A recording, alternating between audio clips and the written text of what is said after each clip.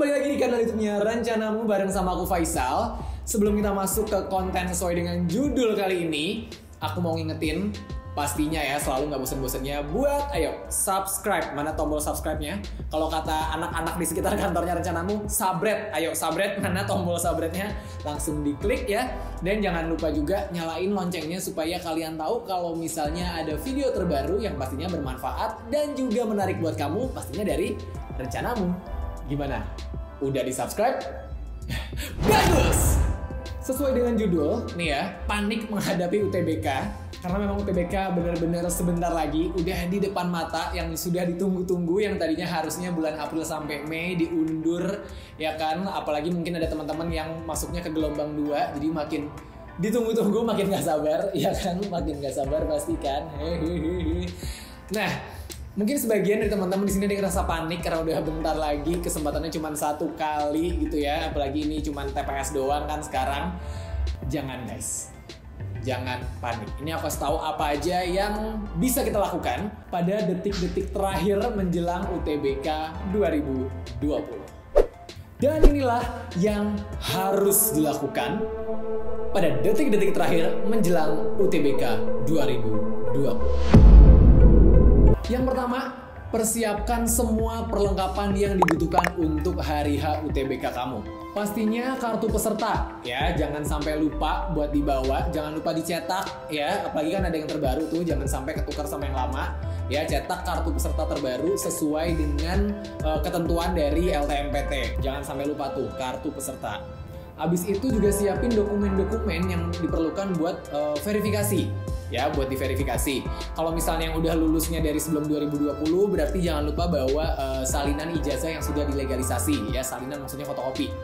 Atau kalau kamu yang baru lulus tahun 2020 ini, berarti jangan lupa membawa surat keterangan lulus atau SKL ya, yang di dalamnya ada nama lengkap kamu, terus kemudian ada NISN, NPSN sekolah kamu, dan juga ada pas foto terbaru kamu.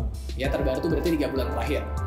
Terus juga jangan lupa untuk membawa alat-alat yang diwajibkan untuk dibawa yang berkaitan dengan protokol pencegahan penularan COVID-19. Yakni wajib bawa masker, bawa sarung tangan, dan dianjurkan juga untuk memakai face shield. Apa sih ngomongnya? Face shield. Ya, itu dia ya. Face shield ya, jangan lupa dibawa. Face shield sih kalau nggak salah tuh dianjurkan ya, bukan yang diwajibkan. Tapi sebaiknya kalau emang punya, bawa aja dan dipakai karena ini untuk melindungi kita dari penularan virus corona.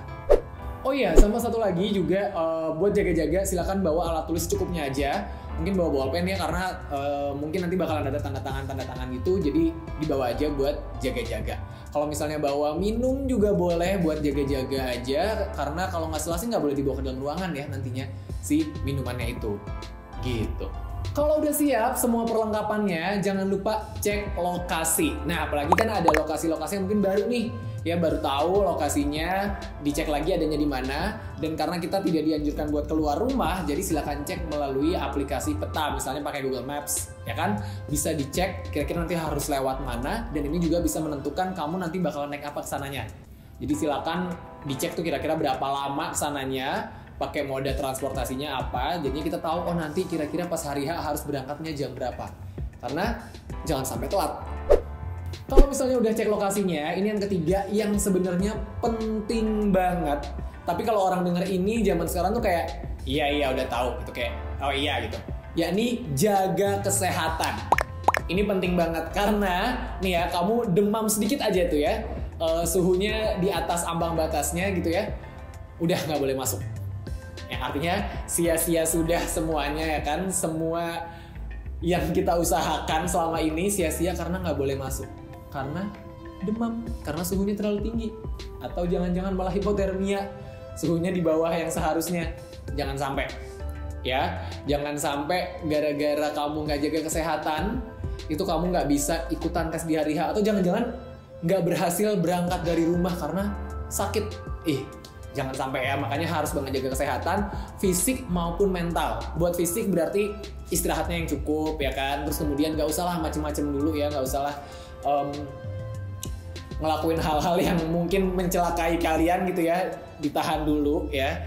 Terus juga makan makanan yang bergizi, ini penting banget juga ya. Nggak usah makan yang aneh-aneh dulu, nggak usah yang pedesnya level 15-20 ribu, nggak usah ya. Ditahan-tahan dulu tuh makanan-makanan yang berpotensi bikin radang tenggorokan lah, apa, aduh. Gini, itu enak mungkin ya. Tapi enaknya kan sesaat, kita tunda dulu nih. Keenakan kecil itu ya, untuk kesuksesan, untuk kebahagiaan yang lebih jangka panjang. Ya, jangan sampai nanti mewarisi cerita bahwa ia gagal ikut UTBK gara-gara makan lidi-lidian pedes. Nggak mau kan? Jadi nggak usah yang aneh-aneh dulu, makan makanan yang benar, makan makanan yang bergizi, istirahat yang cukup. Tadi aku udah sebut sebenarnya. Ini juga penting banget supaya kalian merasa relax. Ya, kalian merasa fresh. Ini penting banget. Istirahat tuh juga berarti istirahat secara beban kognitif. Kalau mungkin selama ini kalian udah bener-bener dipaksa banget nih otaknya buat belajar, boleh lebih relaksasi sekarang ya. Cari-cari refreshment juga. Mungkin kamu seneng nonton film gitu ya, mungkin seneng nyanyi karaoke di rumah gitu ya. Boleh dilakukan hal-hal yang bisa membuat kalian ngerasa lebih relax, membuat kalian ngerasa lebih happy. Ini penting banget juga ya, jangan sampai stres, jangan sampai menjelang akhir itu kalian justru jadi nggak fokus gara-gara terlalu deg-degan, terlalu tegang, terlalu stres. Jangan sampai ya, makanya penting banget buat bisa relax, buat bisa tetap fresh. Yang selanjutnya adalah try out secukupnya. Ya, kalau misalnya kalian memang ngerasa sekarang belum terlalu percaya diri, masih pengen try out, boleh.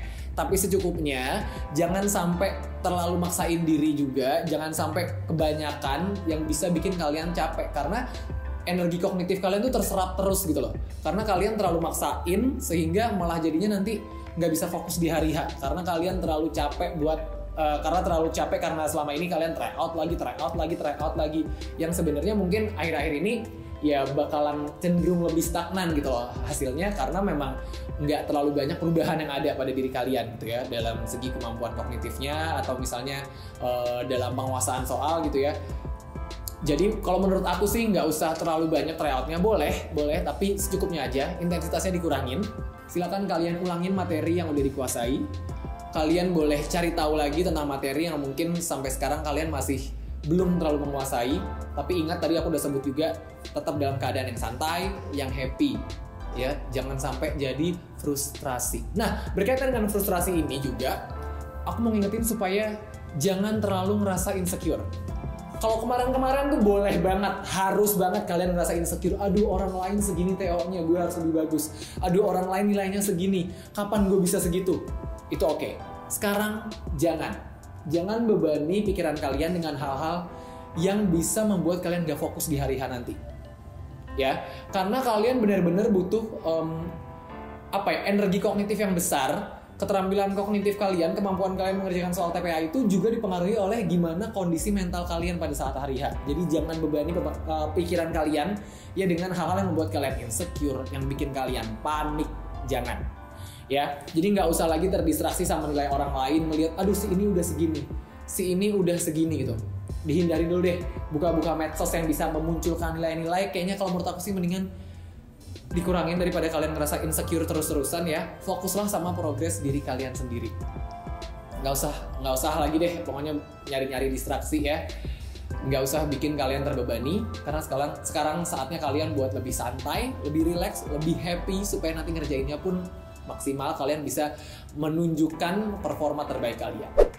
Yang terakhir, tapi juga pastinya nggak kalah penting, yakni berdoa.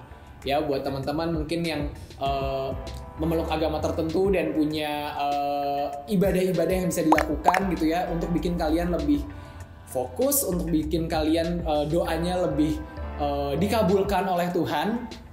Silakan dilakukan ya, lebih khusyuk lagi, lebih hikmat lagi dalam berdoa. Jangan lupa juga minta restu dan doa dari orang tua, dari keluarga ya, supaya kalian juga merasa lebih tenang, supaya kalian juga merasa lebih percaya diri buat ngerjain di hari H dan bisa mendapatkan hasil yang sesuai dengan keinginan kalian, kalau bisa malah di atasnya, untuk hasil yang benar-benar kalian impikan, yakni kalian bisa berkuliah di kampus dan jurusan impian kalian.